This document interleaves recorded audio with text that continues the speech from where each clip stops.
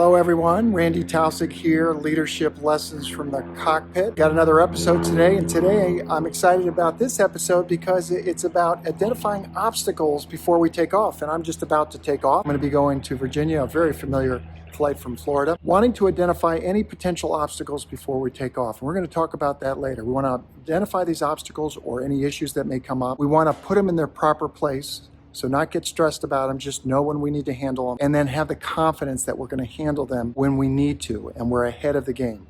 We're going to talk more about that when we get in the cockpit. I'll see you soon. Okay, welcome to the cockpit. Back to Leadership Lessons from the Cockpit. We're about an hour and a half into our flight from Florida to Virginia. Things are going well. Today's lesson is the importance of identifying obstacles before you take off. So that's what I would say when we fly. We look at certain things that we know might be challenges, and we want to identify them first. In aviation, we look at, of course, weather. We might look at any air traffic control delays. We may look at how we're going to manage our fuel. Will we have enough fuel? Do we need to stop? We also want to manage ourselves. How do we feel? Are we up for the flight? Are our passengers up for the flight?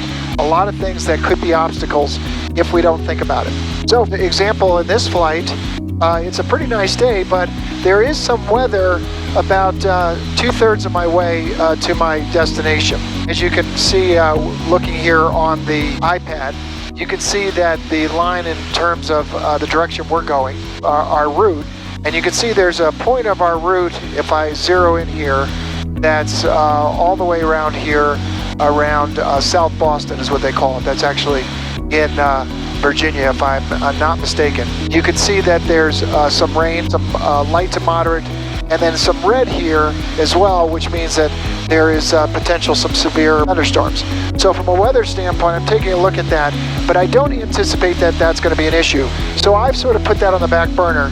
There's no reason for me to worry about it at all, but I should give it attention when we get a little closer and determine if I have to make any detours or have to stop early or anything like that. I don't anticipate that. In your business, we've got the same thing. There are many things that you do on a daily basis, a weekly basis, that you may fit into this category of identifying obstacles before you maybe start something. A big obstacle can be your human resources, the need for people.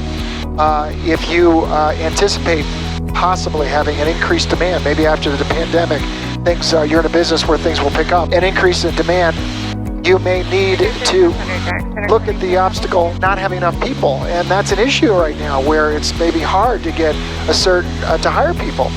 So that's an obstacle, and you put it on the back burner or you hit it right up front with your management team to determine what you can do proactively. So it's an obstacle you're looking at. If you're not there yet, it's not an issue yet, but potentially it will be an issue. In EOS-run companies, we have the issues list. We put it on the issues list, and then it's there to attack. It's there to address when you need to address it. You do this, and then you're going to have less stress because you're thinking of things ahead of time. You're being proactive. Even if they're challenging issues, you're being proactive, and that's what we want to do. Right now, I feel very comfortable in this flight because I've anticipated certain things. Now, is there a possibility something will happen that I didn't anticipate? Of course. At least I've looked at the things that potentially could be obstacles. I'm getting ahead of that game, and I'm able to manage this flight well. Same thing goes for your business. So I'm hoping you can think of some places in your business where maybe you can even be more proactive. Identify some obstacles, get them on your issues list, have your leadership team talk about it, and start anticipating early.